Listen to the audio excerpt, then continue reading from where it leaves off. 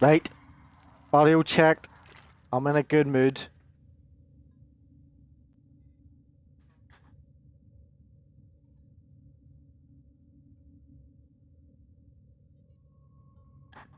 Check, check.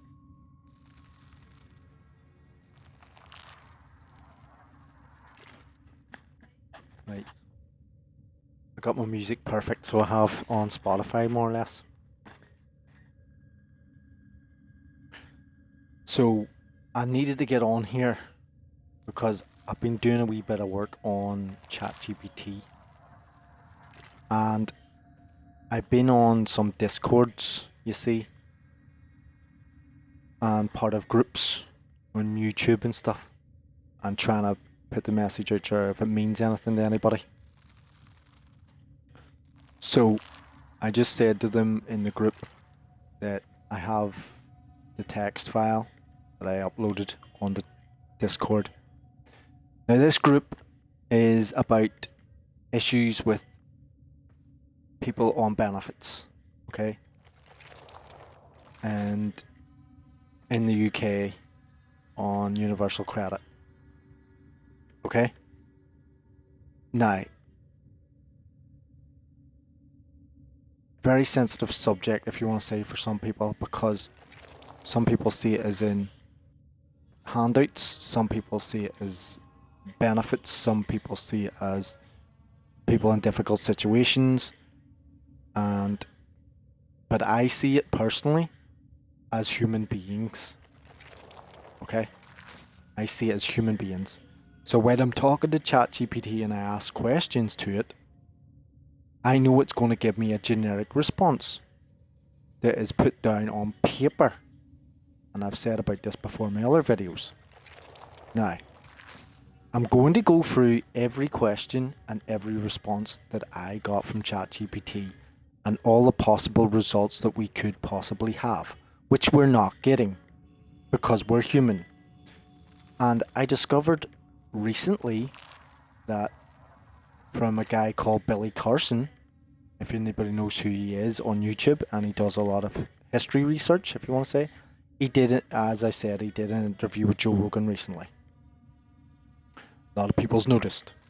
I was hoping that Joe Rogan would do an interview with him, and I put the comment up a good long time ago, a good few months ago or whatever, asking him would he get Billy Carson on. And he was actually astonished at the things that he was talking about. Because Billy Carson doesn't fuck about. He doesn't fuck about when it comes to history, information, and facts. Not wishy-washy, not fucking woo-wee stuff. Actual fucking facts. Okay? And apparently we are designed to piss each other off. Our DNA, our bodies, and our fucking minds are designed to fight with each other and fuck each other off. Okay? Just to get that out of the way. So in ChatGPT questions, I've been asking about various things regarding the universal credit and how it could be resolved and what results from other parts of the world that has implemented different methods as well as the universal basic income, which I've said about before, which we're never getting. The reason we don't get universal basic income is because the politicians are already fucking on it. It's called tax. Right? So when you get taxed, they get paid. That's simple. That's it. So the more they tax you, the more they get paid. Now, if that money came back and subsidization for companies or corporations is what the government does for other companies to keep all their friends and stuff and cronies in power when it comes to money. So that everybody else can keep their job and get paid, but they get to decide how long you get to keep it for. Now, it's long-winded, but we're getting there. Okay. I didn't think all that was going to come out in one go there. Now, I asked ChatGPT 4.0. I think it's the I'm asking, yeah. Is it 4.0? Yeah. do you know anything about universal credit? So it responds, okay, and I'm going to read it word for word for everything I asked, because I put it straight into text and I want to get it into video form or audio form on here. So just sit back and listen to the rant about how things could be fixed, and think about the things that is going on around yourself with the people that you know, and you would much rather it be better than worse with a positive outcome, okay? And that's what this results from. It gives a positive outcome, even from text and from audio, or from a direct information, word for word analysis and comparison, okay? Do you know anything about universal credit? Yes. I can provide information on universal credit. Universal credit is a social security payment system in the United Kingdom. It was designed to simplify benefit system and replace 6 previous benefits and tax credits with a single monthly payment for people who are out of work or in low income. Okay? You can't get a low... Oh shit. You can't get a low income. It's impossible. Because it is the low income. Right? Here are some key points about universal credit.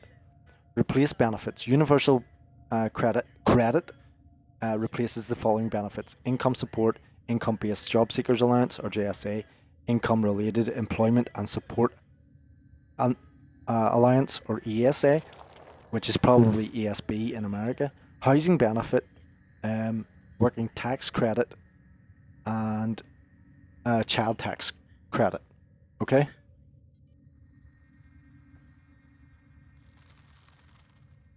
So, eligibility.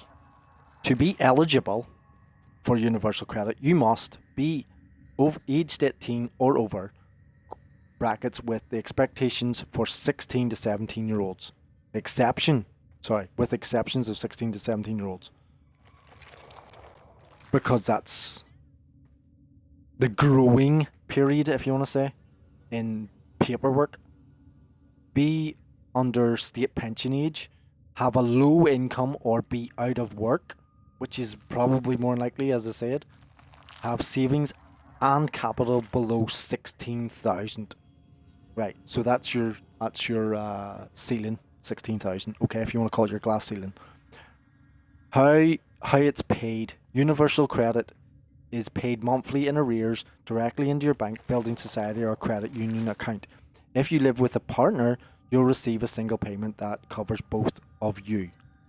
Components. The payment includes a standard allowance and any extra amounts that apply to your circumstances, such as housing costs, childcare costs, caring for a disabled person, limited capability for work, and work-related activity.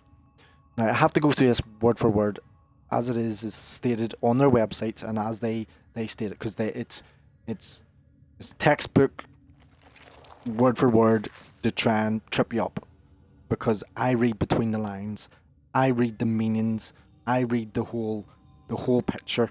It's not just this, okay? And I'm sure a lot of other people do. I would like to think a lot of other people do the same thing, but I don't know. Work requirements. Depending on your circumstances, this is how they play the game. You might have to do certain activities such as looking for work or increasing your earnings, which you can't increase your earnings because they take a percentage off you for earning any more. Okay? This is, and again, it's a percentage or a certain amount as they set it as. This is called your claimant commitment. Your commitment because you're a customer. Which you'll agree with your work coach, which is a person that's just going to manage you or handle you, which the CIA and the FBI and all used to put out handlers. That's what a work coach is. Adjustments and support. See, this is what I mean about reading between the lines and seeing what's going on in the rest of the world and putting the analysis and comparison together of all the data and information that we have and the things that we've done on people, and breaking down society, if you want to say, to its bare basics, like food and shelter. Adjustments and support. If you're struggling with the monthly payment, you can apply for an advance payment. budgeting advance, or alternative payment arrangements, e.g. rent paid directly to your landlord. Online management is number 7, this is, okay. The application and management of your universal credit claim are primarily done online. You can log into your universal credit account to check payments and report changes in your circumstances and communicate with your work coach, aka, it doesn't say this, handler. Impact on others, or other benefits. It's impact on other benefits.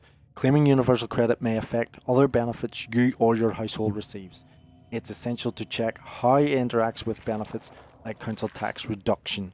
For more specific details about your situation or how to apply, you can visit the official UK government universal credit webpage. Right? Now that we've got through the details of what it is, and ChatGPT understands what it is, which was well aware of anyway, this one here, it says impact on other benefits. They will check. It doesn't say behind this, or doesn't go into detail on it in ChatGPT, or it doesn't say on their details that they're going to check your bank. They want bank statements. Anyway, getting to the next question. I asked it, I would like to research this deeper and understand the long-term effects to people that would be eligible to this program, as well as applying a few methods or well-known techniques in the psychological behavioral fields if possible. Okay? So, ChatGPT responded, to research the long-term effects of universal credit, because it's been out for about a few years now. Was it 2017? I can't remember. On eligible individuals, and understand its broader impacts, you can approach the topic from several perspectives, including economic, social, and psychological dimensions. Here are steps and methods to consider for comprehensive study. Number 1. Literature review. Economic impact. Examine studies and reports on financial stability and employment outcomes for individuals on UC. That's what it states. Sources like the Institute of Fiscal Studies, or IFS, and the Resolution Foundation often publish relevant research. So we should be looking this stuff up as a review, as studies or research. That's what I'm asking ChatGPT about. That's why I'm going through this. Social impact. Looked into research on housing stability, health outcomes, and family dynamics for UC recipients. Psychological impact. Explore studies focusing on mental health, stress levels, and overall well-being of individuals on UC or universal credit. 2. Quantitative analysis. I would have to look that word up to say this properly or correctly. Translate pronunciation.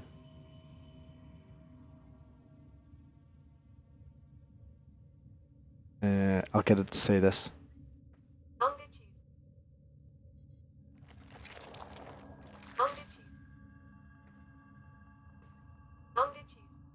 Longitudinal studies. Use existing longitudinal data sets, such as those from Understanding Society, UK Household Longitudinal Study, to track outcomes over time for UC recipients versus non-recipients. Surveys and questionnaires. Design surveys to gather data on financial stability, employment status, mental health, and quality of life from UC recipients over time. This here one is what the IMF does and what the ONS does. They check up on that. That's what they do. And that's coming from design surveys, so they've already done that, and that's what the information that they have on this, so they know the outcome. Qualitative research. Interviews. Conduct in-depth interviews with UC recipients to gain insights into their experiences and the program's impact on their lives. Focus groups. Organize focus groups to discuss the challenges and benefits perceived by UC recipients. So another one, the next one, behavioral and psychological techniques, right? So this is the very interesting one that I found and I've spoke about before, right?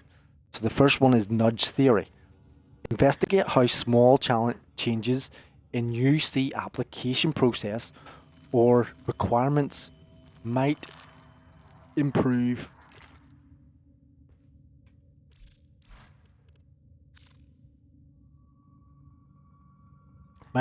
outcomes. For example, providing reminders, setting goals for job search activities. It's basically setting Alexa or timers or things on your phone, or just reminders, providing reminders and goal setting. The other one here is this is the more dangerous one that I'm very wary of. Cognitive behavioral approaches. Study how support programs that include cognitive behavioral therapy, or CBT. Cognitive behavioral therapy is very dangerous. It's a manipulation game, because they will put you into therapy to tell you you've got something wrong with you because it's somebody else, and they don't care about you. They don't care. They are there for a job, and the more's wrong with you, the more work they get. That's what I'm wary of. I'm not saying that everybody's going to do this, but it's what when a company comes in and they're trying to make money or profit, what do you think they're going to drive towards? Are they going to tell you you're better and you're okay and they're going to cure you? Or are they going to turn around and say that there's still more problems with you? Think about that for a second. It just takes one moment. CBT could help UC recipients manage stress and improve their job seeking efficiency. This is why most of the problems are mental health, because they're not helping, right? Self-determination theory, right? So examine how the need for autonomy, competence, and relatedness is addressed in the UC system and its impact on motivation and well-being. Motivation and well-being. You're not going to be very motivated if you're in a very difficult survival situation. Because the only thing you're going to be looking for is to keep a roof over your head, or eat, or look for help, social connections. And this is what this is designed to do, to try and drag you down socially, to ruin you financially, to cause more problems and stress, so you end up doing things that other people don't want you to do, obviously. Normal people that are living in difficult situations too. So, policy analysis, comparative studies, compare UC with similar welfare programs in other countries to identify best practices and potential pitfalls. Policy impact, assess the effectiveness of UC policies in achieving their stated goals, such as reducing poverty and incentivizing work. Now, when they say, this one's very important, policy impact, assess effectiveness of UC policies. That's been clearly stated. That's clearly, you're meant to be looking for work or whatever it may be in a difficult situation, on a difficult financial grounds, right? So when you're in that, basically, if you starve, you got a choice between starving or working. In achieving their stated goals, their own personal goals, because that's what your commitment is. You're setting down your own personal goals, and they will put the bare minimum, because they don't care what you put on it. If you put one thing that you're looking through the newspaper or whatever it may be, such as reducing poverty and incentivizing work. Now, they can't incentivize work because obviously they don't have control over the money that you get when you go to a workplace. So when they state on the criteria that you're going to get 20,000, 30,000, 40,000 a year, or whatever it may be, doesn't mean that that's what you're going to get. And when you go to the interview, they won't talk about money in the first place, but it's always the first priority you should state. When you go to an interview, speak to them directly about money first. Don't talk about anything else. And if they want to sit there and placate the game and look at your psychology or want to, it's pointless because you're getting nowhere. You don't know how much you're getting, and if they don't want to talk about it, then you're going to have a difficult time later on, even if you accept the job. So you might as well get rejected by them or make them feel better, whatever it is. Data sources and tools. Government reports. Utilize reports from Department of Work and Pensions or DWP and other governmental bodies. Academic journals. Search for relevant studies in journals such as the Journal of Social Policy and Administration, and others. This is where the social part comes in, the social studies. Okay? Use software like SPSS, Stata, or R for data analysis. Ethical considerations, informed consent, ensure participants in the research are fully informed and the consent of their use of their data as well, and confidentiality. Maintain the confidentiality of the personal information collected during your study. Obviously, let them know, and they're well aware of what you're intending to talk about. All these other companies do that anyway as well. They let you know everything. They talk to you about it, but it's guilty by omission. That's what these things work as, guilty by omission. They don't let you know, but they let you know. Research framework. Define objectives. Clearly state the objectives of your research, such as understanding the long-term economic, social, and psychological impacts of UC. Design methodology. Outline your research design, including data collection methods, simple size and analysis techniques. Sample size.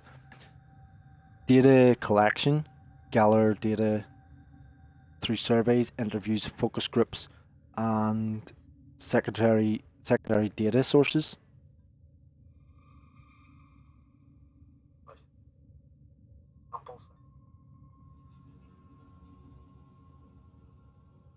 Data analysis. Analyze the data using appropriate statistical and qualitative methods, and report findings. Summarize your findings and provide recommendations based on evidence gathered. By combining these methods and techniques, you can gain a deeper understanding of the long-term effects of universal credit on eligible individuals. Okay, see, this is how they placate it. It's called placating a person and deceiving them through help and kindness. So, I'm helping you, but you have to fill out this form. Oh, I'm helping you, but you're not eligible for this. Oh, what do I have to do to get eligible? Oh, you have to fill out this form, and you have to go through this process. Right, that's how this works.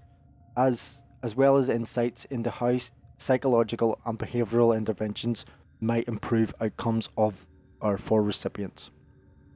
Right. So I says then, can you apply these techniques now and get me the results of these methods? Did it do it the first time, or did I have to do it the second time? No, it applied them the first time. Right.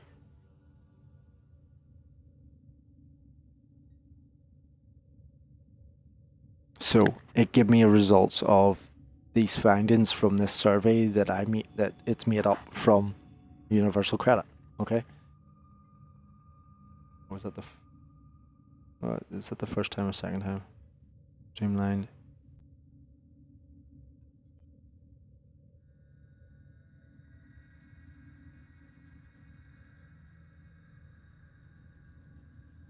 It did apply it.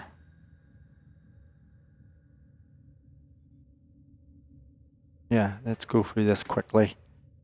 Applying the techniques comprehensively requires substantial time, resources, and access to data. However, I can provide a simplified example of how you might apply these methods step by step. Here's a hypothetical application of these techniques.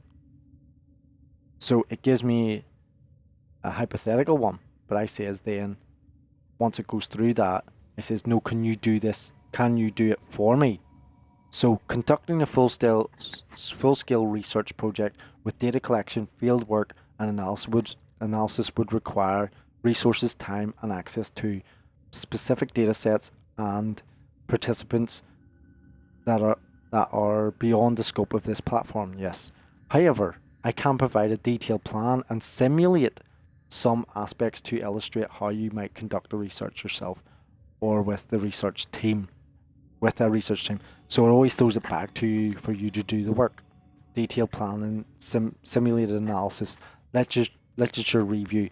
I'll analyze key findings from existing studies to provide a foundation. Key findings, economic impact. UC has mixed results. Now, this information that is simulated, okay, let me be specific about this. It has the data there. Okay, this is not what it said. It can only work off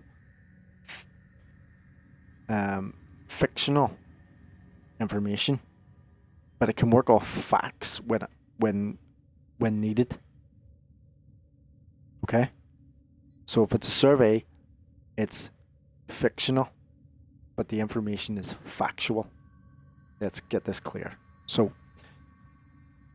economic impact of the key findings. UC has mixed results. Some studies show an increase in employment, while others highlight persistent low income and job instability. Persistent low income and job instability. Social impact. Delays in payments led to housing instability, as noted in various reports.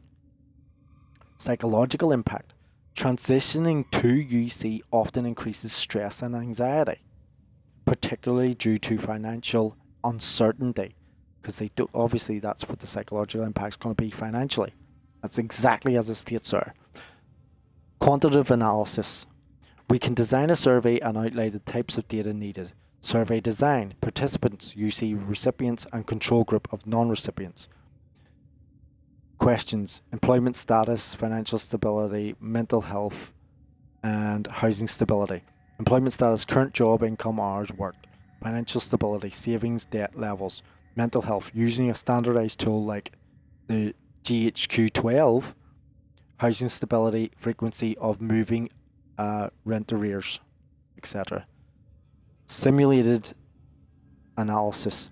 Since we can't collect real data, I can simulate what the analysis might look like. So it gives me a Python code, and I can copy the code, group status, income, mental health, okay, and housing stability. So then it says executing this code would yield a table comparing the UC recipients and non-recipients in terms of employment rate, average income, mental health score, and housing stability. So, as it said, this transitioning from whatever it may be to UC and financial instability or uncertainty. Qualitative research. That one was quantitative research. So it's quality research.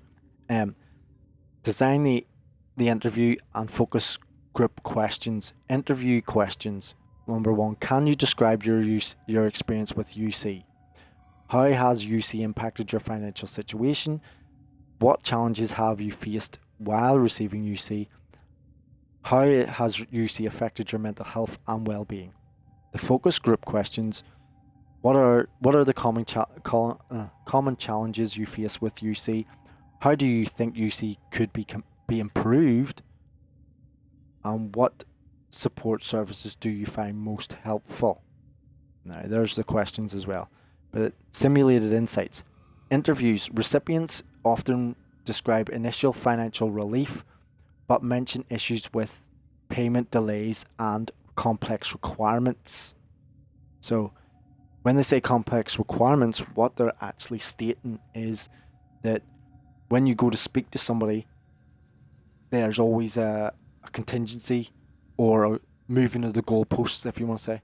So it's like you said this last week, now it's this week is different because it's a different person. So everything, the goalposts is always getting moved or the rug's getting pulled from under you. Okay, so you try to say as little to nothing at all. Give them little to no information. That's how administration works. Little to no information. If you give them any information, then they're going to use it against you. What you say can well be used against you, and if you do, You know, that's exactly what it all is. They're just going to accumulate information on you and then back it up on you, if you want to say, like, use it as a blacklist or green list, depending on what you want to call it. Focus groups.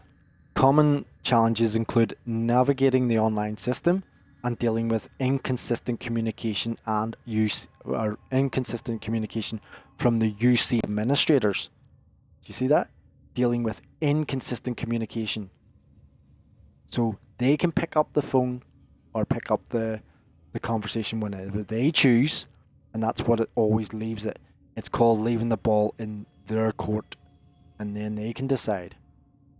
But then they always put it back in your court, so then they can keep throwing the ball back, basically.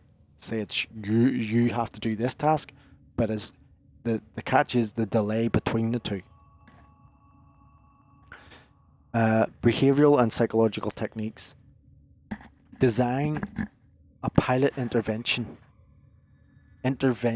which is the nudge theory, as we said earlier. Implement regular text message or SMS reminders for job search activities, and the CBT workshops. Provide stress management workshops, which is more dangerous than what they say if any company provides that. Simulated outcomes for this is the nudge theory. 10% increase in job search activities among participants, and CBT workshops had 15% reduction in reported stress levels. 15%. The policy analysis. Compare UC with other welfare systems. Key comparisons in US SNAP system provides food assistance with relatively quicker application processing times. Sweden's welfare system offers comprehensive support, including housing and job training.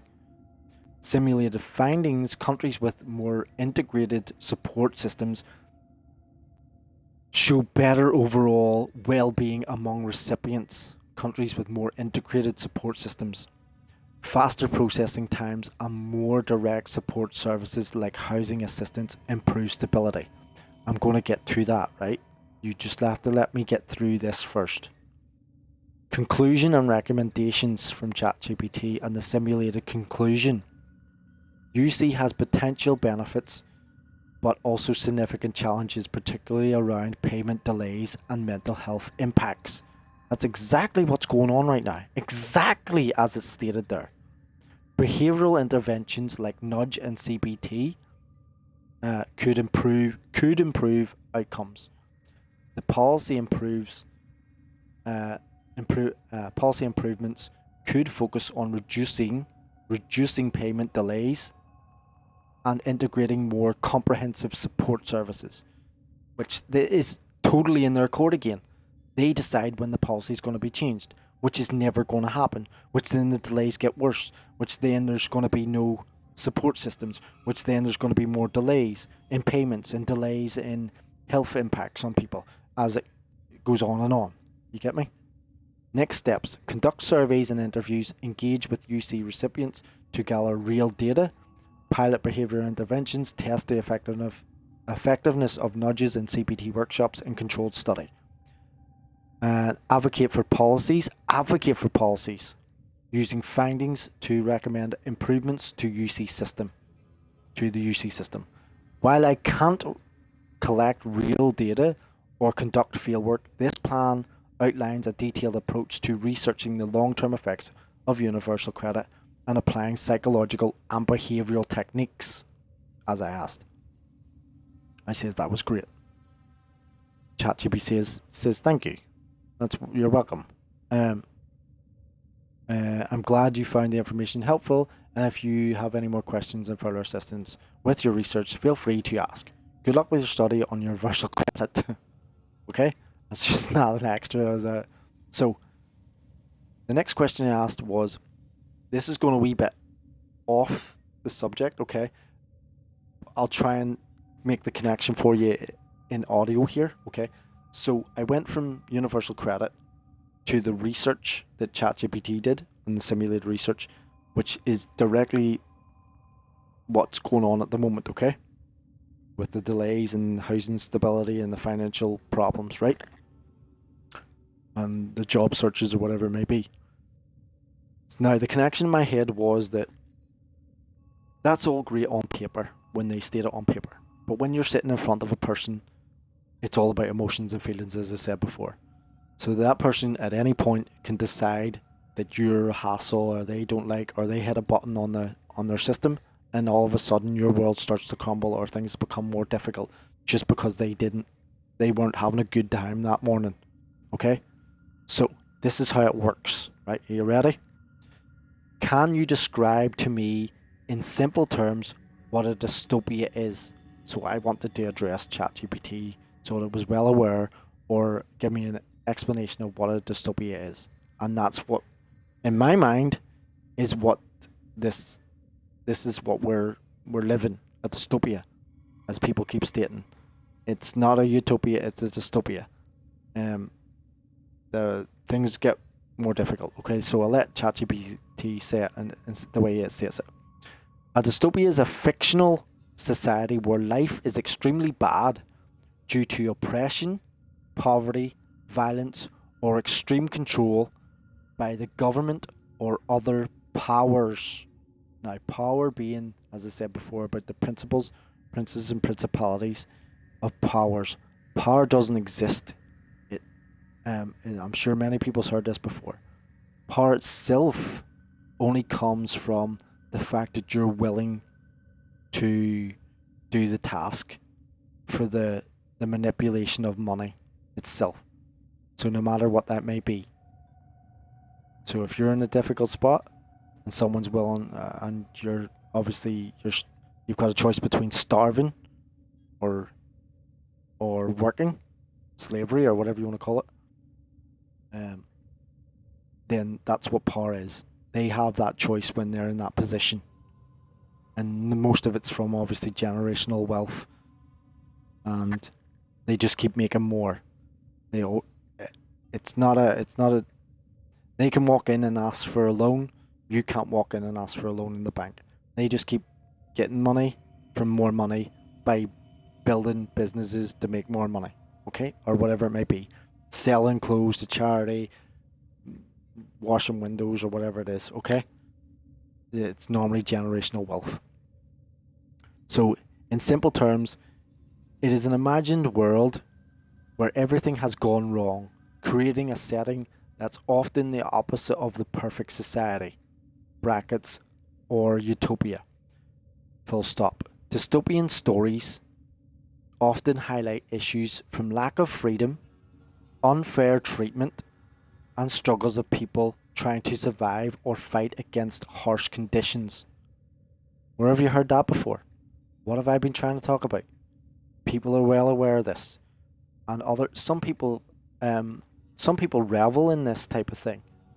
They've been trying to call this out for years and state that we don't, as I said, with Billy Carson saying that we do not want to help each other. We are too egotistical to sort out our differences, as I said about borders and stuff before. We are not doing it. We're not going to do it. And the financial system is a system to keep it that way, between the choice of starving or eating. Or slavery, starving or slavery. Examples of dystopian settings include George Orwell's 1984 book and Suzanne Collins' The Hunger Games, if anybody's well aware of that stuff, okay? So I'll state that again. Dystopian fictional society where life is extremely bad due to oppression, poverty, violence, or extreme control by government or other powers. Dystopian stories often highlight issues like the lack of freedom, lockdowns, unfair treatment, those telling others how they're gonna what they have to achieve or do, or what the tasks at hand, and struggles of people trying to survive. Okay, I can't stress this enough because I'm sure people are well aware of this, or fighting against harsh conditions. Just think of those kids in the lithium mines or the cobalt mines or whatever, or Chinese people that are having to work on them production lines for Apple and stuff, or India or wherever it may be. I'm not saying everywhere's like that, but generally the financial system, if you go to anywhere below the equator, I think, is it? And maybe there's places above equator, you look at the currency system, the banking system decides what the currency is going to be worth. And it's always based off the dollar, so it always has to be lower than the dollar. You could pay for some teachers on $10 or £10. You can pay for a teacher's monthly income in Africa somewhere. It's just you can't get to that person to help them. That's the difference in currency, that you can change another person's life. And the banking system controls that. That's what it's there for. That's why it's a system. Right. So anyway, lack of freedom, unfair treatment, and struggles of people trying to survive or fight against harsh conditions. So, now that we're clear on a dystopia, right? And the next question or connection is there's a place in America, right? Now, I'm picking worst case scenario, okay? This is worst case scenario that is currently happening and is the reality and can happen anywhere in the world. It is currently happening, and they're bringing, and I'm not saying anything against people that want to better their lives or live in a nicer place, but it's up to us as human beings. It's up to us on the ground level to socialize, connect, and find a way to break that inbred egotism and humble ourselves, to understand that human being, the other person is just the same as you in a more difficult situation. Now, obviously, there's going to be people who are just absolutely off the scale and fucking nuts. You know, they're not going to be normal. You have to make your own judgment there the best you can. But then people have to be literally reprimanded by us on the ground level, or we're not going to fucking get anywhere. The police aren't going to help us. The fucking politicians aren't going to come down on their high horse. No companies don't give a shit. They're just going to capitalize on it. So you have to be well. That's for the generational wealth thing, as I say. This is what I'm trying to get at, okay? On the ground level, I asked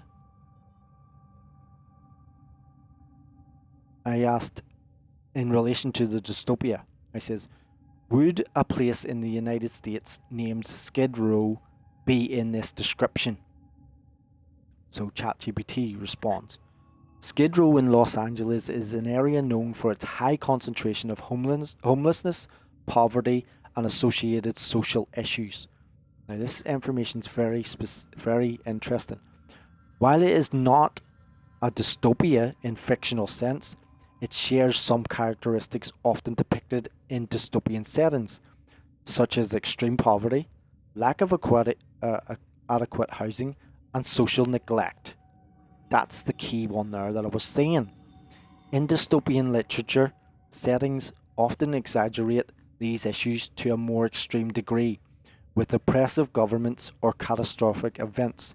Skid Row reflects real-world social problems and systematic failures that resonate with themes found in dystopian narratives. So while it is not a dystopia, it can be seen as having elements that are reminiscent of those found in dystopian stories. Okay? So the next question then I asked, right, is if this is, in my mind, this is what I thought about. Skid Row is seen to be like that, and it has those, what was it, the way it stated it? While it is not a dystopia in fictional sense, it shares some characteristics often depicted in dystopian settings, right? So the next question then I asked was, in history always repeats itself because human beings don't change. We're not going to grow 4 eyes all of a sudden, or an extra pair of arms, or another leg or something. Although some of us probably do. But I mean,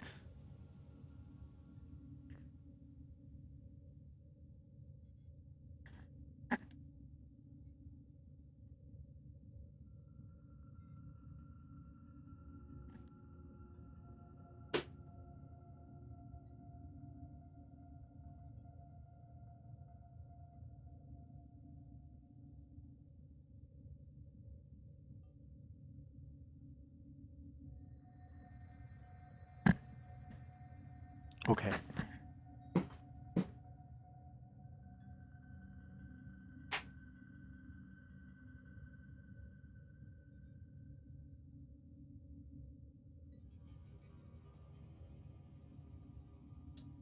Where was I? I was saying about the connection between a dystopian setting and Skid Row. And I thought to myself, well, it doesn't just get there overnight.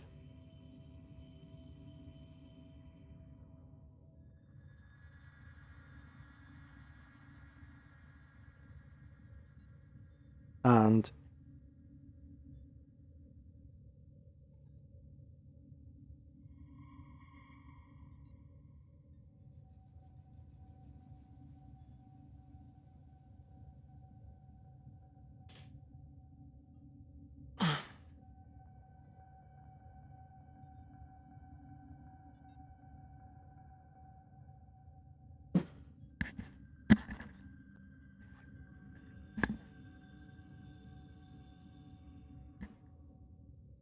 where was I? Yeah, as I said, I got distracted there for a second. So, dystopian and Skid Row. So I asked the question, how did Skid Row begin? Because it just didn't happen overnight, obviously. Skid Row in Los Angeles, often referred to simply as Skid Row, quote marks, has a long history rooted in economic and social changes, dating back to the late 19th century and early 20th century. So obviously the wars were after them as well. So here's a brief overview of how it began and evolved.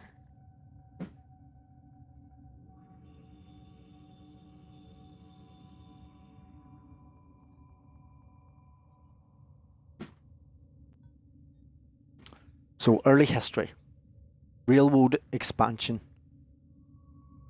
In the late 1800s, the construction of the railroads brought a surge of transient workers to Los Angeles.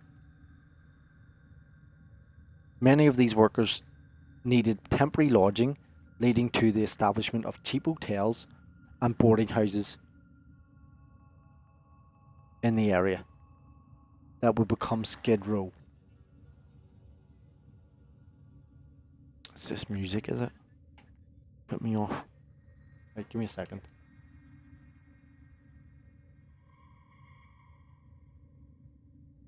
Where was I?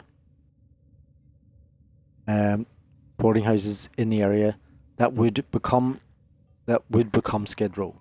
The development of Skid Row, economic shifts. As Los Angeles grew, so did the population of the transient and low-income individuals.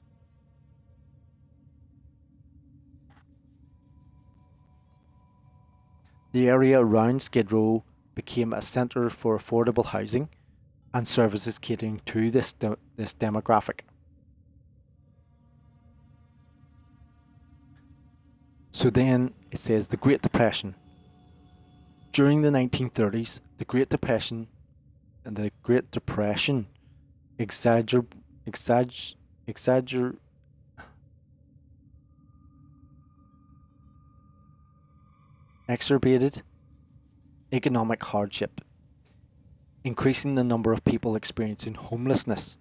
Skid Row became a gathering place for those seeking affordable shelter and food.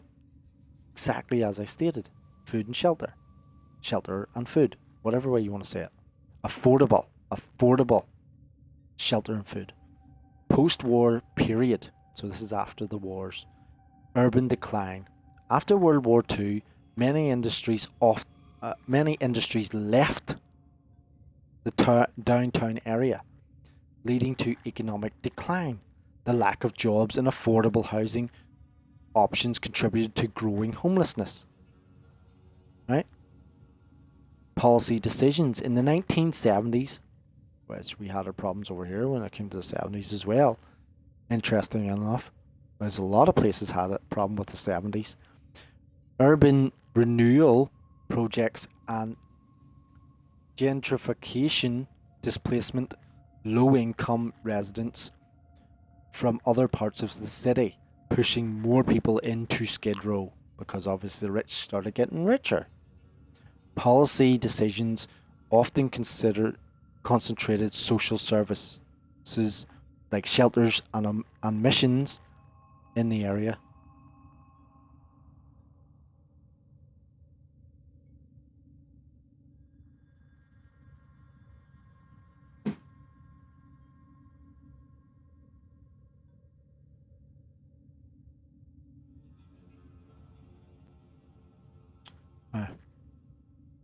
Missions in the area, reinforcing its role as a centre for homelessness. So there you go. So it says there are policy decisions, often concentrated social services like shelters and missions in this area, reinforcing its role as a centre for homelessness. So now I got more drilled down, if you want to say, in the area. The modern era concentration of services. Today, Skid Row has one of the largest stable populations of homeless people in the United States.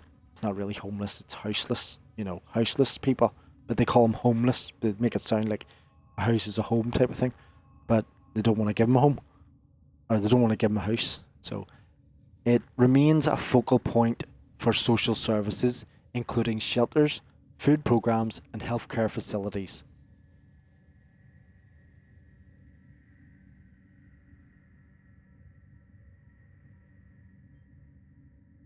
Healthcare facilities. Continued challenges. Despite efforts to address homelessness, Skid Row continues to face significant challenges, including high rates of poverty, addiction, and mental illness, as we've stated earlier, often exacerbated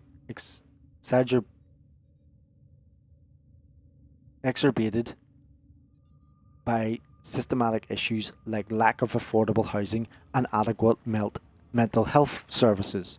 So there you go. Lack of affordable housing and adequate mental health services.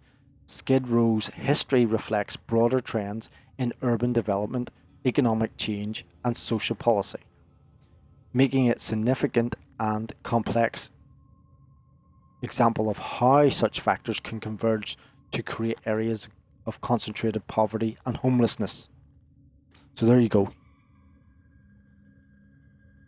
I got a lot. I won't go there. I need to take a breath. So, what was the next question? Right. So the resolution. So, I asked ChatGPT of the things that I know that I can sort of put together, right?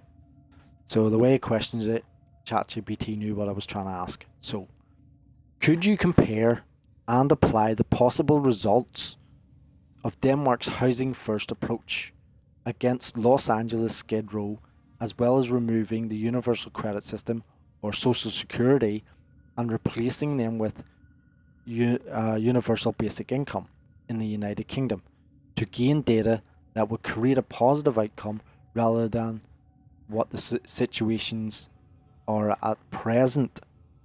So I'm trying to relate that in a question in a way to the problems that we have as human beings or in that situation. So certainly this is ChatGPT's response, or ChatGPT 4's response. Certainly comparing Denmark's housing first approach to addressing homelessness with the situation in Los Angeles Skid Row, and considering the potential impact of replacing universal income or universal credit system with universal basic income or UBI in the UK involves several steps. Here's an overview of these approaches and their potential effects. Denmark's housing first approach, housing first model. So the principle is provides immediate permanent housing to homeless individuals without preconditions such as sobriety or employment. So they could get somewhere to live and try and get through their mental issues. Support services including comprehensive supports, mental health, addiction treatment, employment assistance after housing is secured. The results in Denmark: reduced homelessness, significant reduction in chronic homelessness, improved well-being, better mental and physical health outcomes, economic benefits, long-term cost savings through reduced emergency services, hospitalizations, and shelter use. So they've completely removed. I literally just added one question and removed a whole section of a problem in housing. Just from one file sweep. If there's more than enough available space, it's just that there has been an agenda to reduce cities and towns and stuff and all. They're basically to keep us in. Then to improve them. Application to Los Angeles Skid Row. Implementation.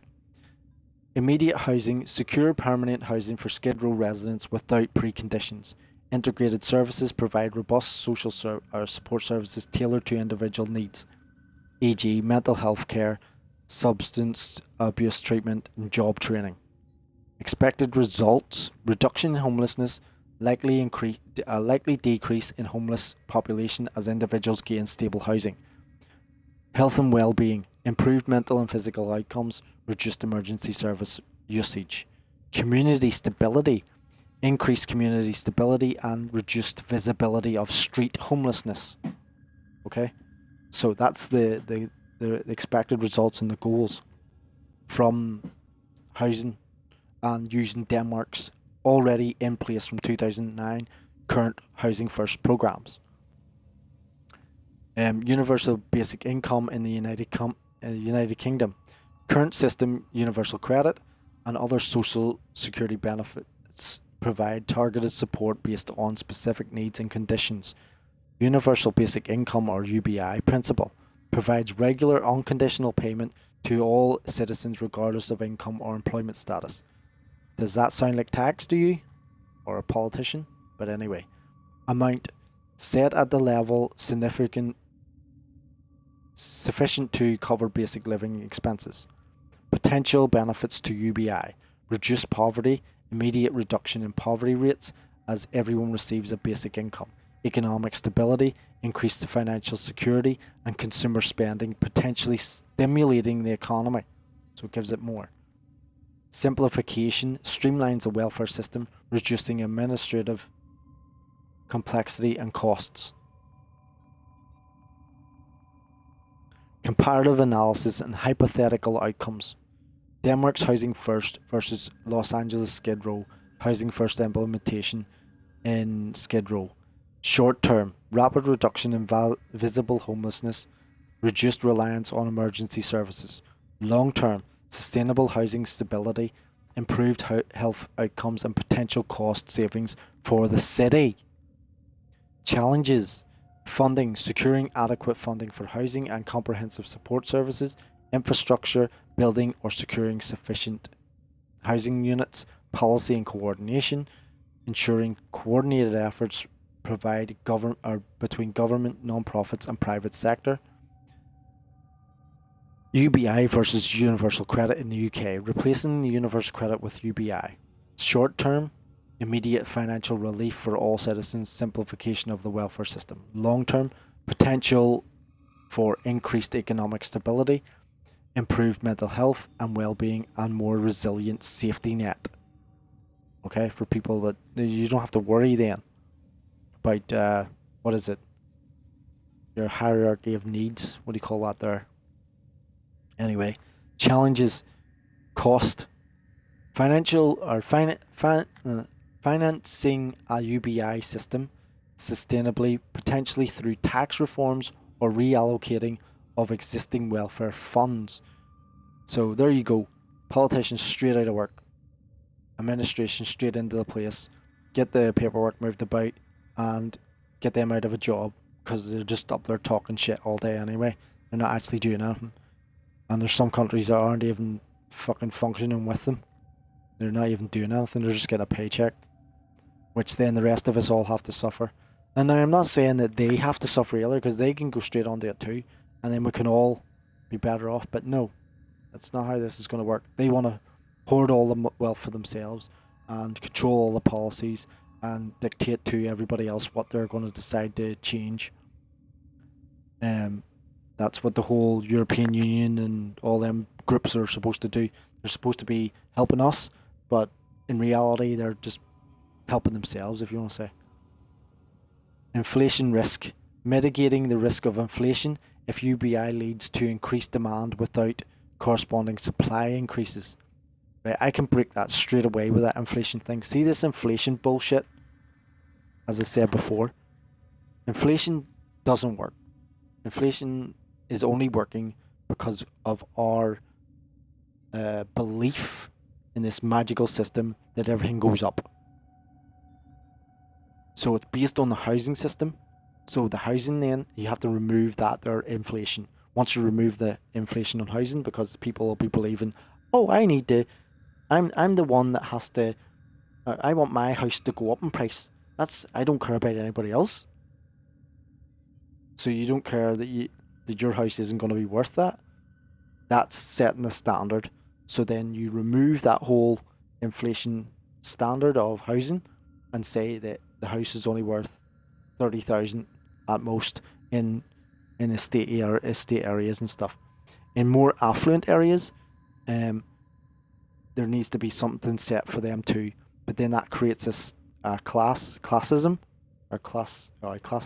basically of they've got a richer house and they've got a poorer house.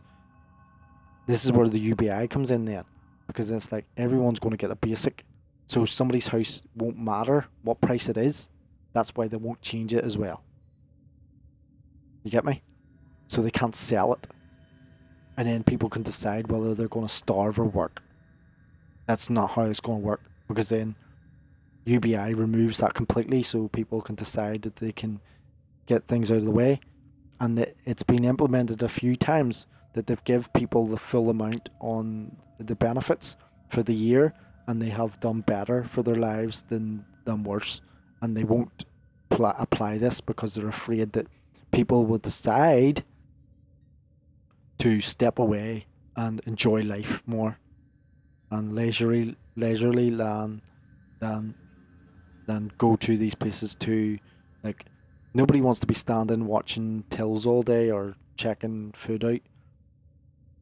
That's why we have self-serve, but they want self-serve and checkers to be doing both. So then eyes on, so people are not stealing stuff or whatever it is in the food aisles or whatever. Because people are going to move away from the boring work. They're going to want to do better work.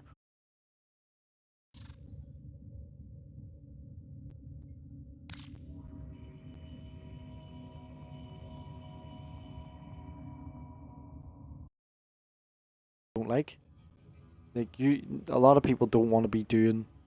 They just don't want to starve. That's the difference. You know, they're not going to stand at a checkout all day for 8 hours or 12 hours or whatever it is that's been set for them by the powers that be, if you want to say, that has their money holding them like a chain. So the demand goes up, but you need to remove the housing inflation when the UBI goes across the system. Not universal credit. Universal credit is debt. UBI is a basic income that sets a standard, but your house won't go up in price. And people need to stop that with inflation. This is why bank managers and all have control of it. They are the ones that set it. The Bank of England sets it in the UK, and the Federal Reserve sets it in America. I don't know about any other countries, but if they set it in America for the Federal Reserve, then it probably goes up for a lot of other countries as well because of the currency system that we use. The exchange system is what controls it. Anyway, managing the transition from targeted benefits to a universal system to ensure no gaps in support. That's the challenges we would have, okay? So combining insights for positive outcomes, integrated approach, housing first in Skid Row, implement housing first to address immediate housing needs to stabilise the population. UBI in the UK, replace UC with UBI to provide stable financial foundation for all citizens. Expected synergies, housing and income stability, stable housing combined with reliable income stream can significantly reduce poverty and improve overall quality of life. Reduce poverty and improve overall quality of life. Significantly. Health and well-being.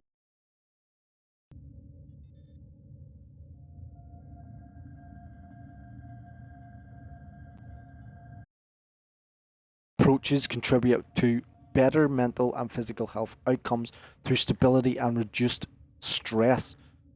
Economic benefits. Increased economic participation with previously marginalized individuals. Potential long-term savings from reduced emergency service use and improved social outcomes. There it is. It's there. Like it's okay to print money when a corrupt government asks for money. That's making wars, but when the very people that need it and to get economic growth up, they don't want to do it. They don't want to print any money, and yet people are under this impression that, what is it? You call it? Is it inflation to make the money worth less than what it was? But yet you can print billions to send to another country. This is what I'm talking about. This is what this is directed at.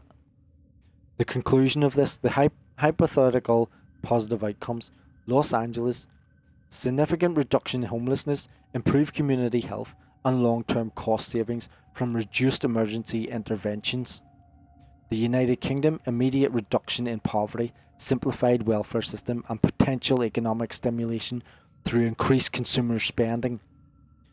By combining the strengths of Denmark's Housing First approach with the transformative potential UBI, both Los Angeles and the United Kingdom can be substantially improved, see substantial improvements in social and economic outcomes.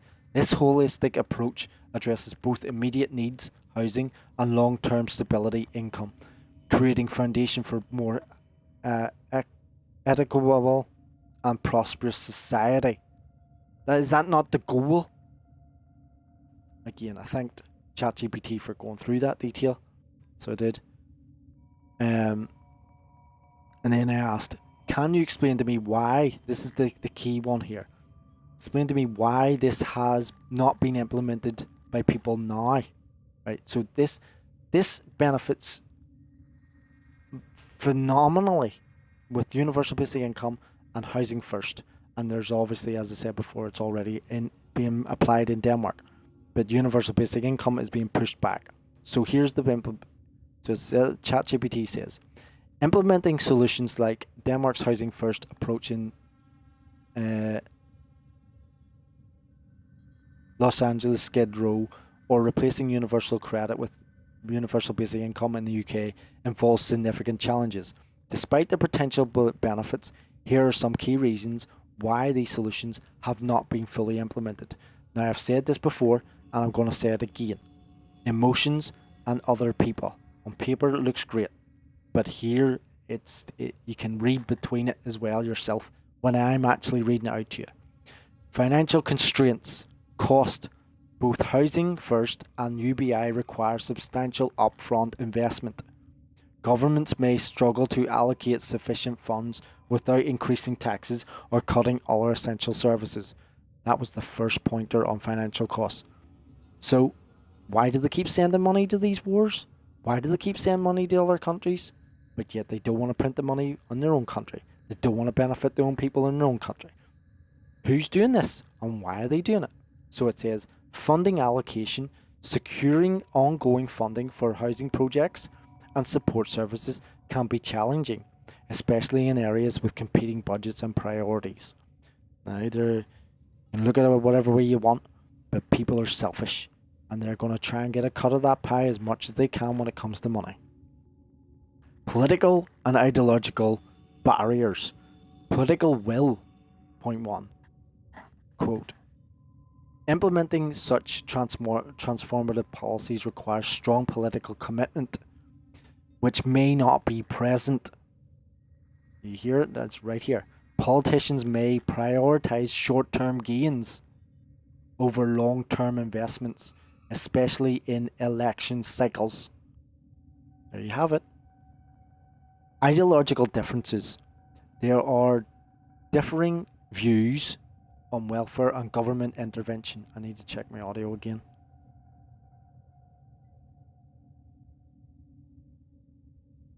We're all good. So, where am I? Get back to this. There are differing views on welfare and government intervention. Some political ideologies favour minimal government involvement in social issues, making it difficult to gain consensus on implementing extensive welfare programs.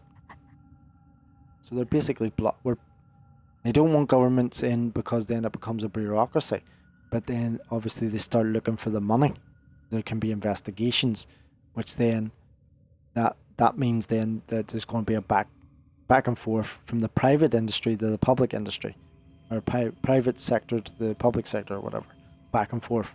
There will be an absolute strain on both on the seesaw. So that's why I say is remove them completely and put them on UBI.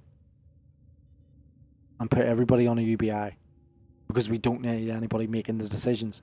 And as I said before, political or politicians or the word politics just means socializing and talking about the current events.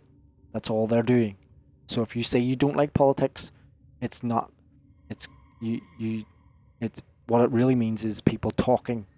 That's what politics is. That's what politicians do, and they create policies by talking or lobbying, for that matter, with the companies. Logistical challenges. The infrastructure itself. Implementing housing first requires building or securing a large number of housing units, which involves navigating complex real estate markets, zoning laws, and community opposition, right? Community opposition. So, NIMBYism, or not in my backyard, brackets. So this is where the problem comes in, as I said before, about people. We just automatically fight. We just automatically hate each other. We just automatically get jealous. We just automatically have this fucking problem with our own mind, which we can't get over. But it's just, to me, it's just a belief system, and we don't want to humble ourselves because we don't want the other person to, quote mark, win the argument or get more than what you've already got. So become successful in some way. Which this, as I said, universal basic income removes that.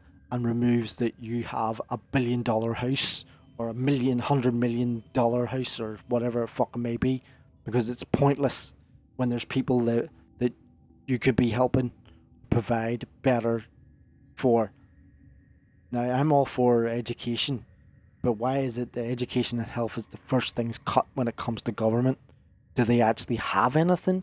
Can they actually do anything, or can they just talk about stuff and make campaigns all day and get everyone morally picked up? You know, it doesn't actually do anything. Anyway, administrative complexities in the logistic challenges. Transitioning to UBI involves overhauling existing welfare systems, which can be administratively complex and resource intensive. Now, I'm going to destroy that right away. For all the challenges and problems that we currently have and do, it's far worse than applying a UBI system. Now, I'm not saying that free this, free that, or whatever. What I'm trying to say is, if you can see above what the human potential could actually be, rather than living the way we're fucking living. You get me? As we keep going down this fucking path, we're not going to get anywhere. It's just going to get worse. And that's exactly what we keep doing to each other. That's the whole point of why I chose Skid Row. It as a worst case scenario. Anyway. Social and cultural factors. Public perception. Yes, nihilism is a thing. I know. Public perception. There can be resistance from public or certain interest groups who may perceive such programs as unfair or unsustainable. Right? I wonder who they would be. Misconceptions about recipients of welfare and effectiveness of these programs can also hinder implementation. Now, I'm going to say this, right? I'll read the next bit instead first about social and cultural factors. Stigma. There's often a stigma associated with homelessness and welfare dependency. This can influence public support and political will to address these issues comprehensively. So, there's a guy I liked. For anybody who's thinking I'm fucking leftist or rightist or whatever the fuck it may be, I'm a humanist, right? So, if you want to fucking paint your hair pink and fucking run about the streets naked, that's up to you. You know, everyone's has their so-called right, but if something else happens, you know, it leaves yourself open, basically. So, there's people in the world that are fucking, there's problems with them as it is. And so, I'm one of those ones that's for the Venus Project. There was a thing that they were trying to get a message out about the zeitgeist and all this shit. But the Venus Project was the closest thing or that we could arrive to. Jack Fresco said himself that this capitalist system, or the system we're currently using, he doesn't have to do anything to it. It's designed to fail anyway. It's designed to destroy itself. And when I say system, what I mean is us implementing it and treating each other like shit.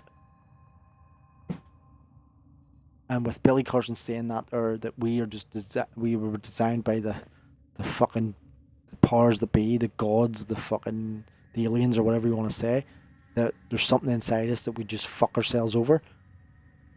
Seems pretty obvious. Anyway, I'm not saying everybody does it. There's a certain degree that we're jealous. There's a certain degree that we're willing to tolerate. But when it comes to the bigger picture and borders and money and stuff and all, we fight fiercely over fucking a planet we all live on. And we seem to be under this impression, like animals, that we can just carry on doing what we're doing and fucking just fly off to another fucking planet and just do as we fucking please. When the tsunami comes, or the fucking meteors crash down, or the fucking earth opens up and swallows us, you know, while we fucking fire, if we're going to be firing nuclear missiles or fucking missiles at each other or destroying, you know, it's fucking stupid. It's just absolute fucking like chaos would even fucking complement the fact that we're fucking that bad. The next one is economic concerns, inflation and economic impact. Concerns about the potential inflationary effects of UBI. See, that's what I said before. I destroyed that right away by saying that houses shouldn't go up in price. It's just people being assholes. I'm not in my backyard. You know, I just want to fucking keep my shit together. You know, it just means you're a fucking asshole. That's what it means. It just means that you just want to fucking the world to pander to you. You know, this is what I mean. Like, and again, UBI is just the basics. It's just like you fucking eat and fucking have shelter. It's not going out of its way to fucking go, you know what, we're gonna fucking, well, literally would change the world, but I'm saying, why let the politicians have it when the people could have it? They're sitting up with their millions and their tax havens, you know, but yet the people, we get to live on Skid Row.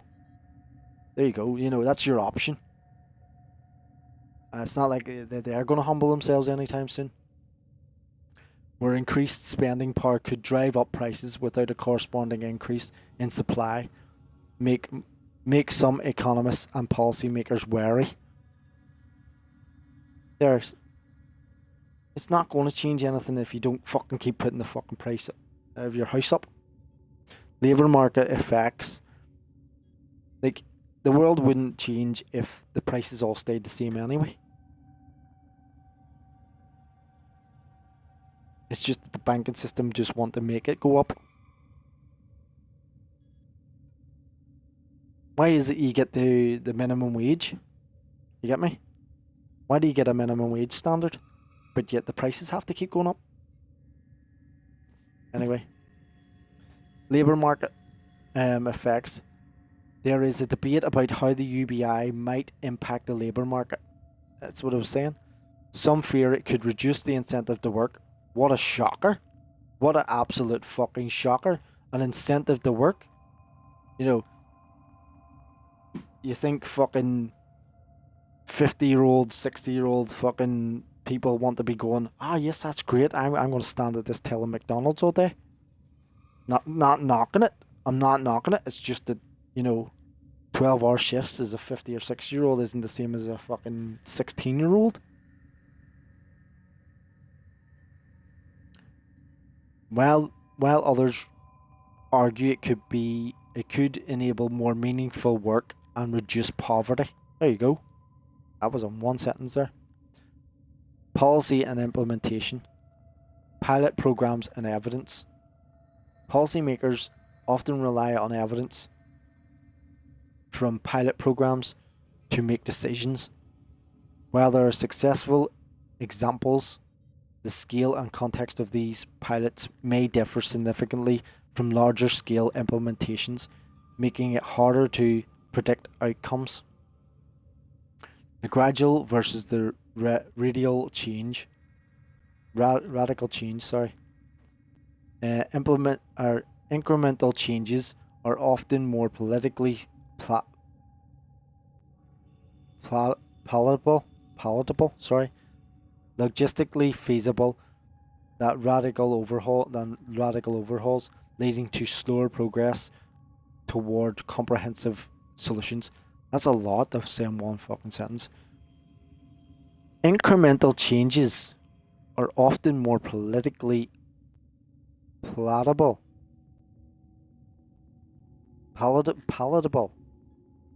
and logistics feasible than radical overhauls, leading to a slower progress toward comprehensive solutions.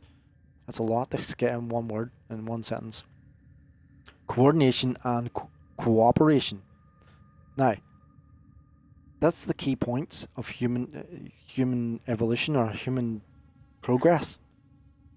Coordination and cooperation. Multi-level governance.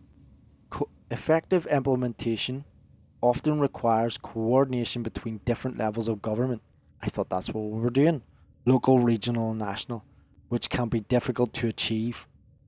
What a shocker. Difficult to achieve, eh? Stakeholder alignment. Here's where it fucking gets interesting. Aligning the interests of various stakeholders. People get the cut of the pie or do with the fucking money. I want in on that. I want in on that. And those ones that were not in my backyard. Including government agencies, non-profits, private sector partners, and the community can be challenging. Case-specific challenges, unique contexts. Each location has unique challenges and contexts that may not align perfectly with the models from other regions. For instance, Skid Row specific social and economic conditions might differ from those in Danish cities where Housing First has been successful. The policy adapting policies to local contexts requires nuanced understanding and flexibility, which can be difficult to achieve in large bureaucratic systems. Now that just sounds like a bullshit story, because at the minute I just watched a program, and I'll put up the video, that they're going to put ULEZ cameras in New York. So if it's not going to fucking work in any other country, why the fuck are they putting them in New York and working it in London at the same, or across the UK at the same fucking time? Why is it there's other policies of a social income in many countries, but yet it doesn't work in many countries? Why is it that there's certain ones that have communities or neighbourhoods and groups that work together while others don't? They don't because of the economic situation, or they can't fucking eat. And the biggest goal for the human race is space and resources. And And the way these ones work, to have the money, are controlling the resource allocation and controlling the policies that are going out into these neighbour communities and groups or across the countries. Anyway, the conclusion to this here, while the potential benefits of solutions like Housing First and UBI are significant, the obstacles to implement are numerous and complex.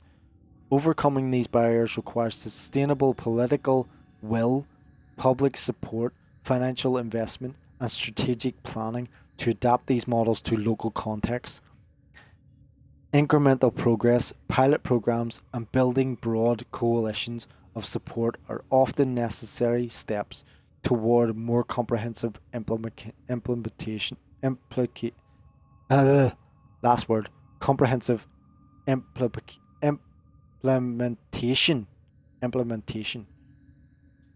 Damn. There you have it. Okay, I've went through this the best I can.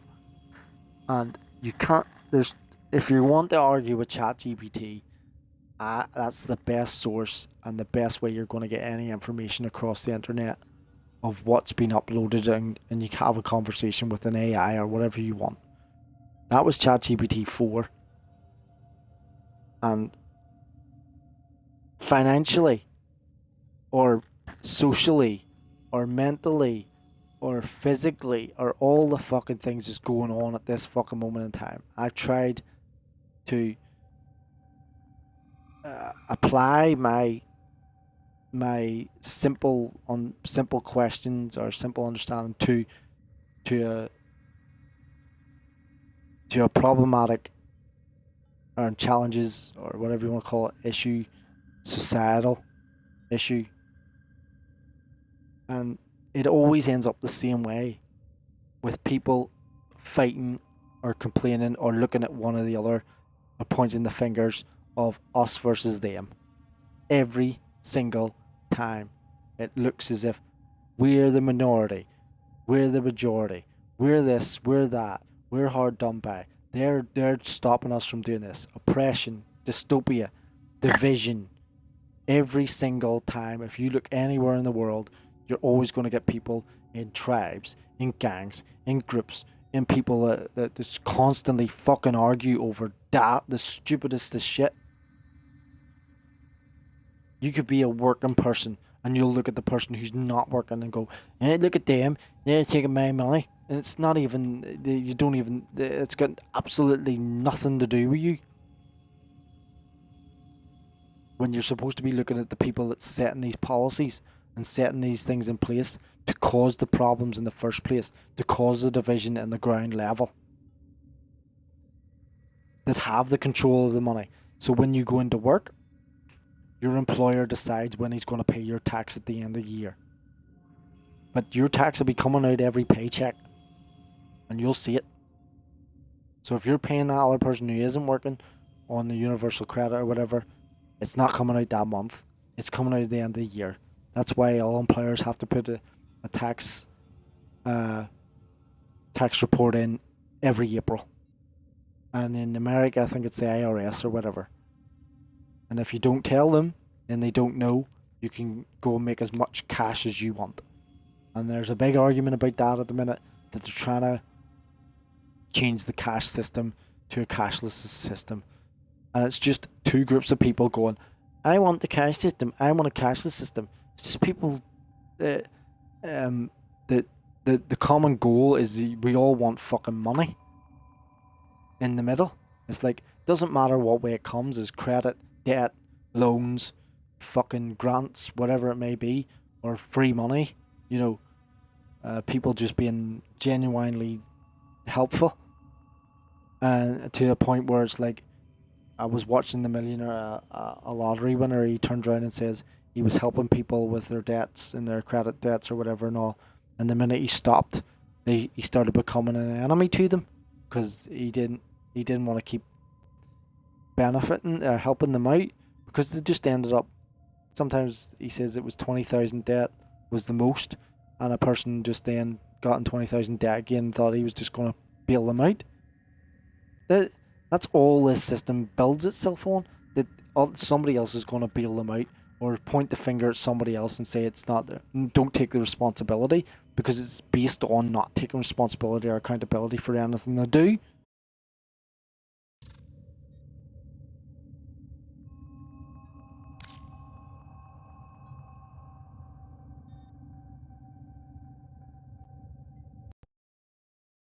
Everyone across the board. And that's what I see when it comes to tax. That's what it does. And all tax does is just an added value on the top of what you're already buying. And the only person that gets it is the political leaders that set the policy for it. So how does the normal people benefit from that in any shape or form? There doesn't seem to be any road fixes. There doesn't seem to be anybody benefiting in the social security or whatever. Apart from there's companies that are predatory on the mental health of others. Predatory. To get payments from the government. To be predatory. Or push people into a worse situation. Mentally. Their mental health. So, let me say it this way, right? When it comes to the money and the mental health thing, right? Has talking ever paid your bills? And I mean like actual talking. I don't mean like being a journalist or being a streamer or being a whatever. Has it actually paid your bills? You know, like, can you just phone up the bank and go, you know what? I'm going to talk myself, like, or pay the phone bill or the electric bill with your very speech itself. Oh yes, I'm just going to talk the electric into existence, and it'll fix it. That's what these ones who offer mental health services do. You're going to talk yourself out of a financial situation. That's impossible. Like I said before, trying to solve a algebra equation by chewing bubblegum. It's not going to happen. You can't sit there and talk till the cows come home about mental health services. It's not going to fix your financial situation. Until they start taking payments of speech alone. Oh yes, I owe you. I'll pay you. And obviously you're paying them in speech. The bank doesn't accept talking or chit chat as a fucking payment.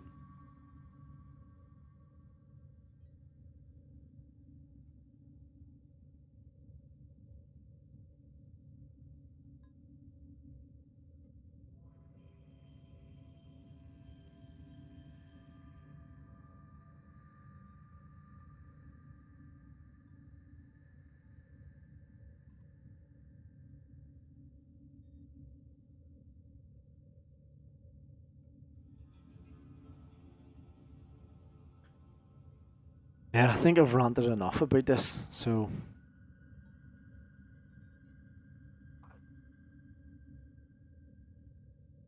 that's what I think.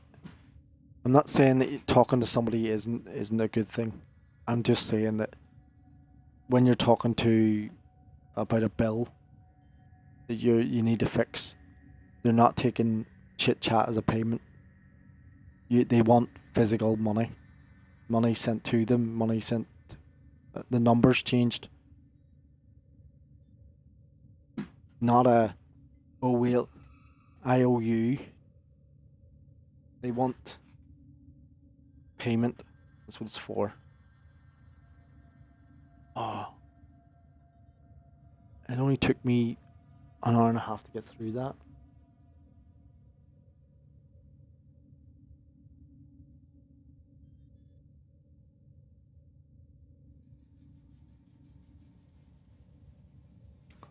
But I needed to get it on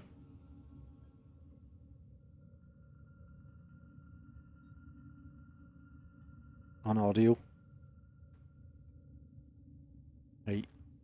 Don't know whether I'm gonna do a couple more things on here. I have to do the sortie, do you? I wasn't in a good mood until I I'm talked myself very in. excited now. Talking about The that. anticipation. Ooh, I always learn so much from a live dissection. Yeah. Right.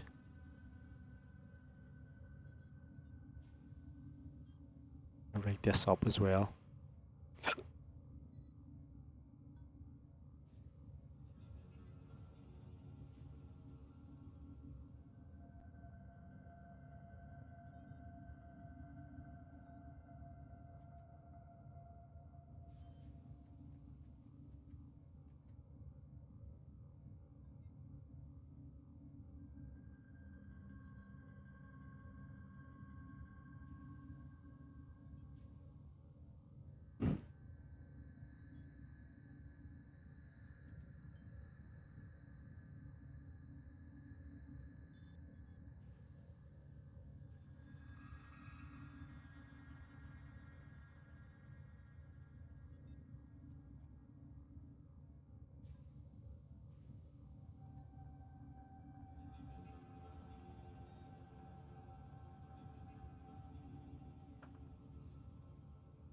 Then I'm vision mission as well, didn't I?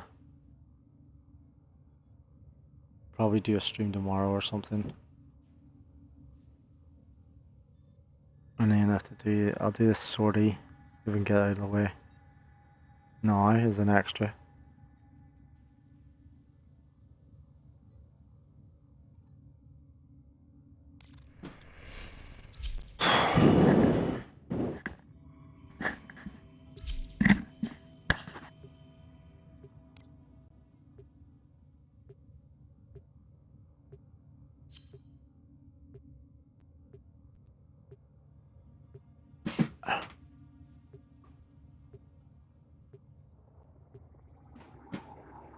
Right.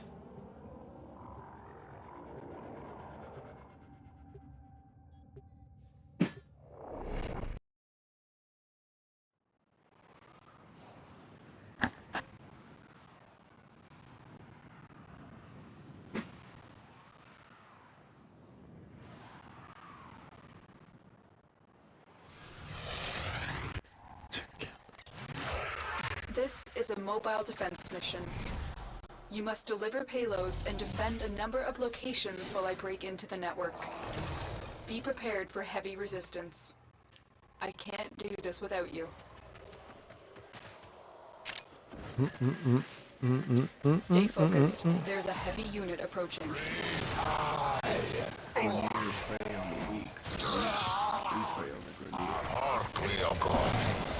Location reached. Drop me in and defend our position. I'm in, Tenno. This will take a moment.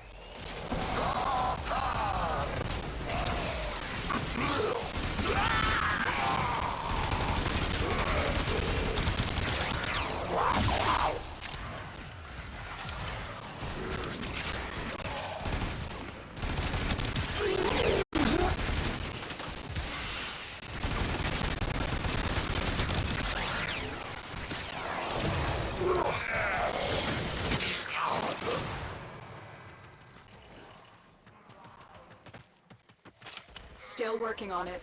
Continue to defend.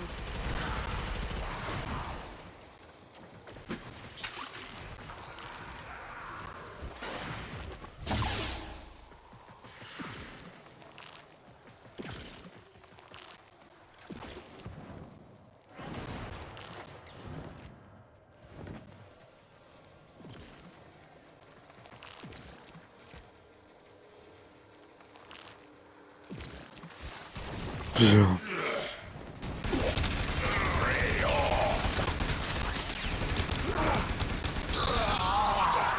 Terminal hacked. Keep moving. I need access to a terminal. Find one and patch me in.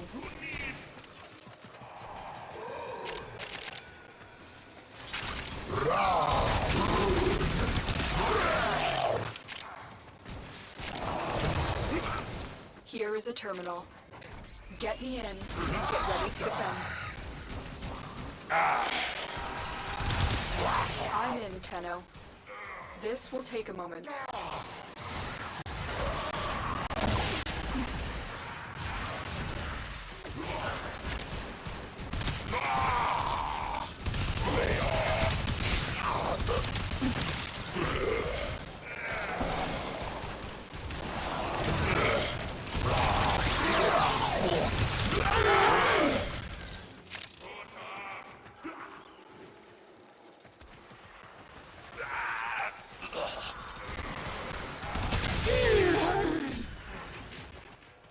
Still working on it. Continue to defend.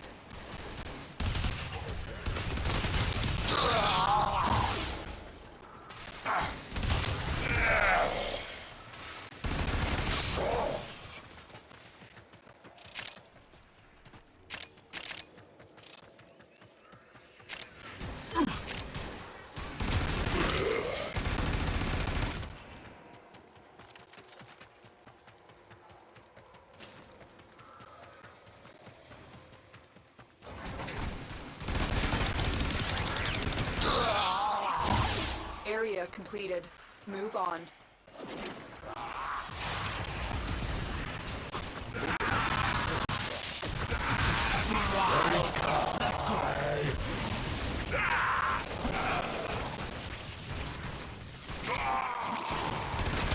Terminal spotted. Upload me and prepare to defend. I'm in, Tenno.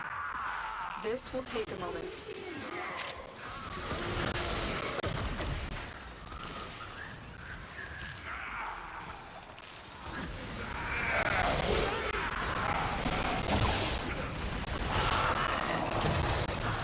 Stay focused. There's a heavy unit approaching.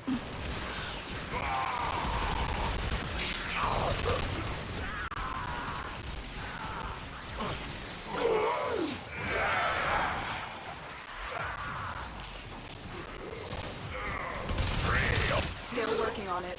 Continue to defend.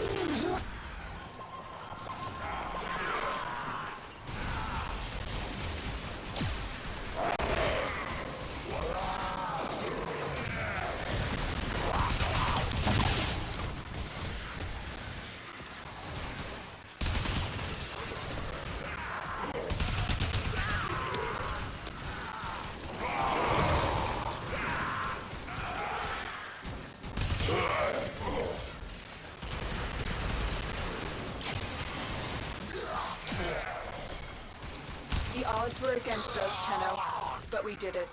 Mission complete.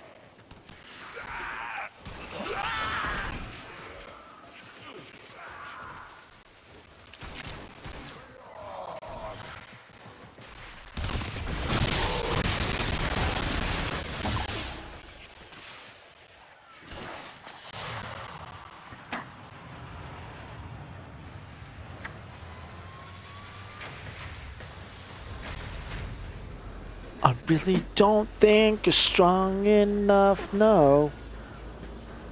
What I'm supposed to do?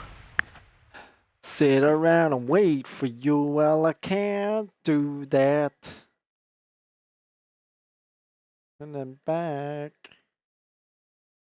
Time to move on.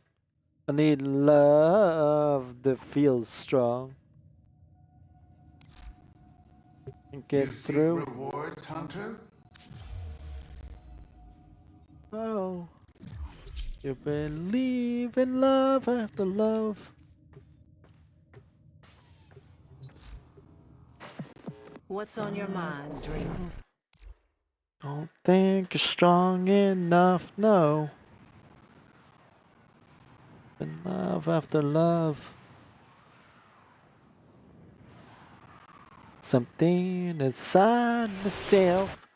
Really don't think you're There is a strong prisoner enough. here that is no. vital to our operations. Search for the holding location.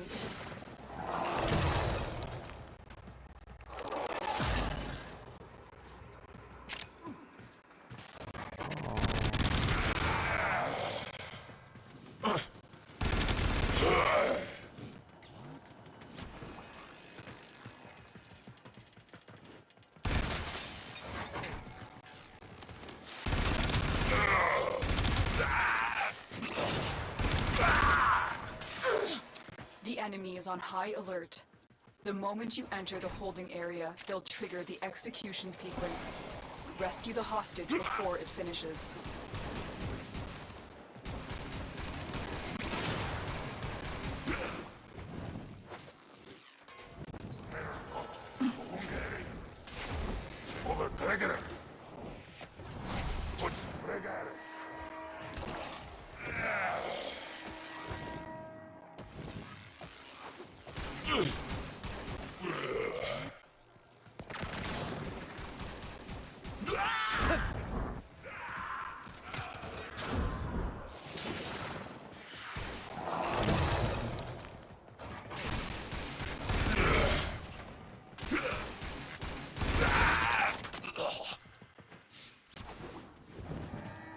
The hostage is almost out of time. Hurry.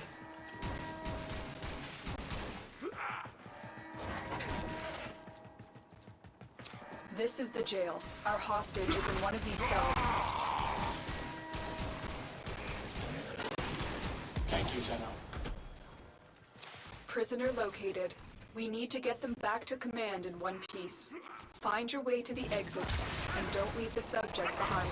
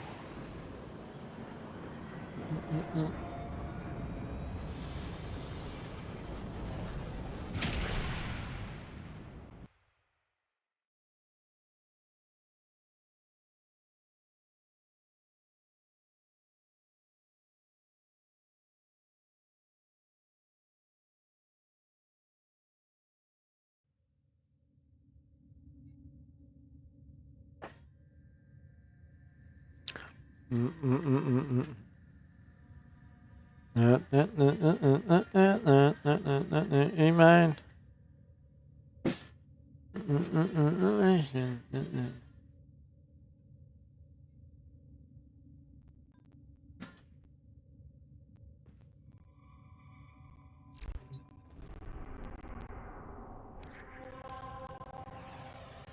Would you look at you? Worthless, ugly freaks!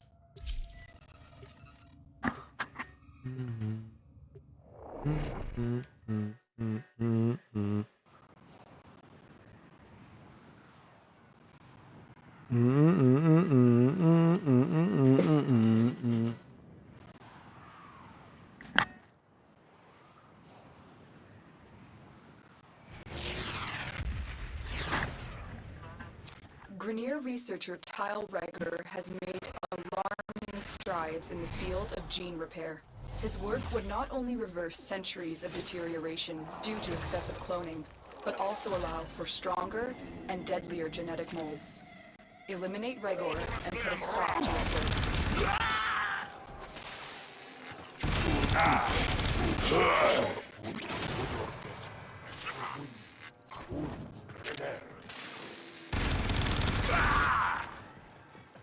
Tell me. Oh, no. Let me see. When I crack open your head fruit, what color juice spills out?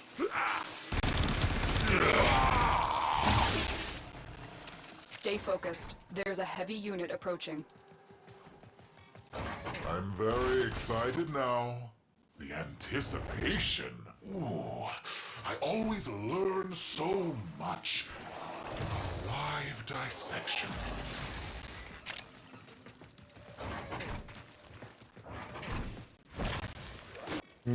A dissection? No. That sounds too humane. Your death will be painful.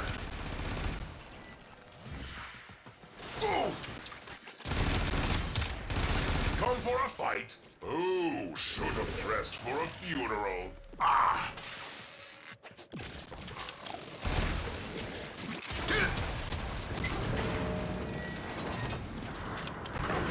Gonna pull this ocean down on us if I have to.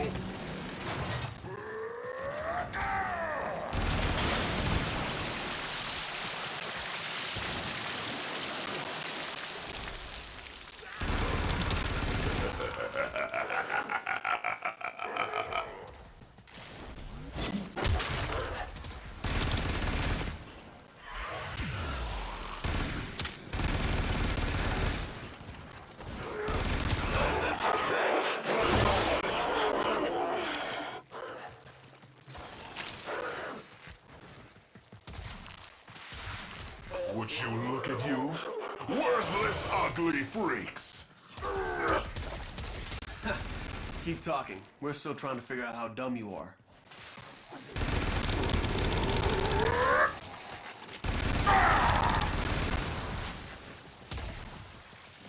Nowhere left to hide. Nowhere left to run.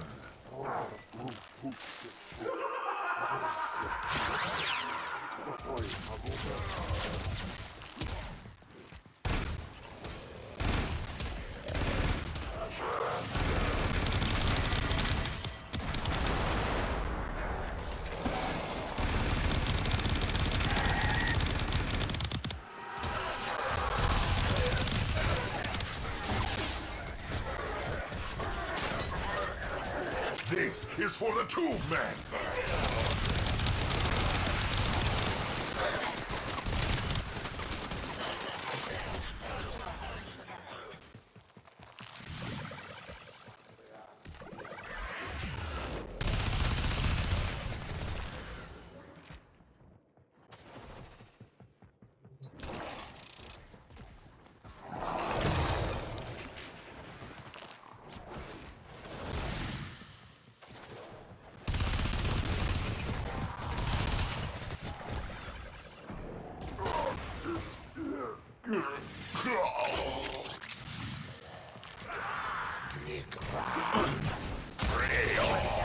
Assassination contract complete.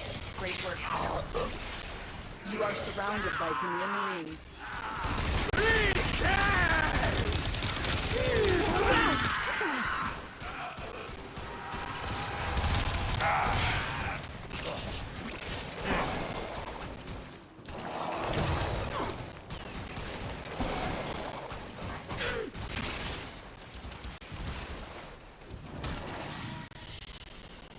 Target down. Assassination contract complete. Great work, Tenno.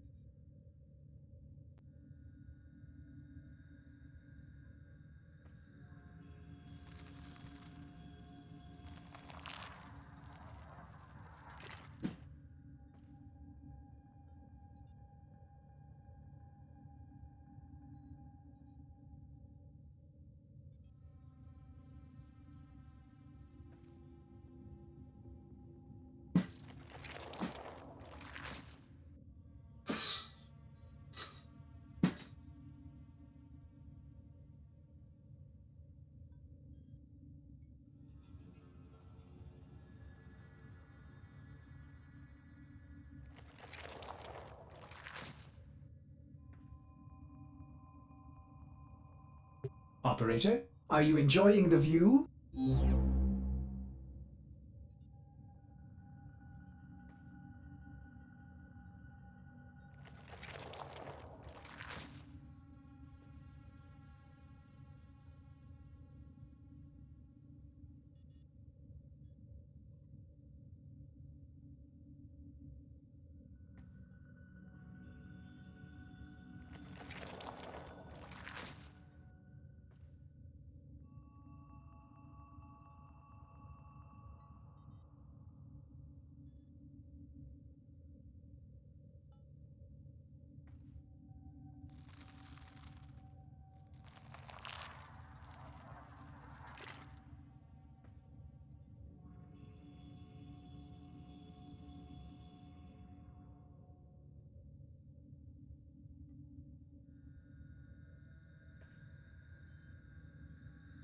Right, I'm gonna leave it there.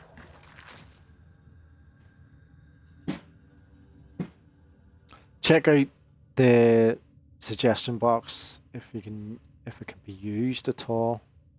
I was supposed to change it. I have an idea of putting something. There was something else up.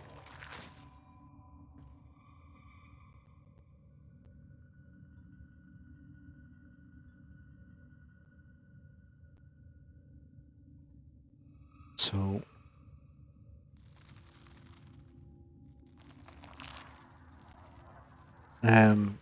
what I should talk about or whatever, or what I shouldn't talk about, whether I'm shit, whether I'm not, you know, just anything, any feedback in the chat, in the suggestion box when I'm offline, something, anything. And again, thanks for the follows. They're great. That's I can't. That's great that there's people that want to listen to the rants or watch the stream or whatever. I know Warframes very niche, if you want to say, compared to what a lot of other games are. I do intend to get back to DC Online at some point. It's just that I'm trapped, as I say, in Warframe at the minute. I needed to do that video to get on now because I was asking them questions to chatgpt, and I need to get it in audio form. I have got a text form as well. And I have put it on one of the groups. What I directed at this, or where I'm trying to see if anybody's interested in, is there's a guy called Dynamic Duo UK on YouTube, and he has a Discord. So check him out. It is about helping people, so it is in general, and it's in the right direction, if you want to say. I would like to think so anyway. He's doing great. Give him a follow, check him out, you know. Be kind, be good, happy hunting, give me your own content, and I'm out. So yeah, that's me out.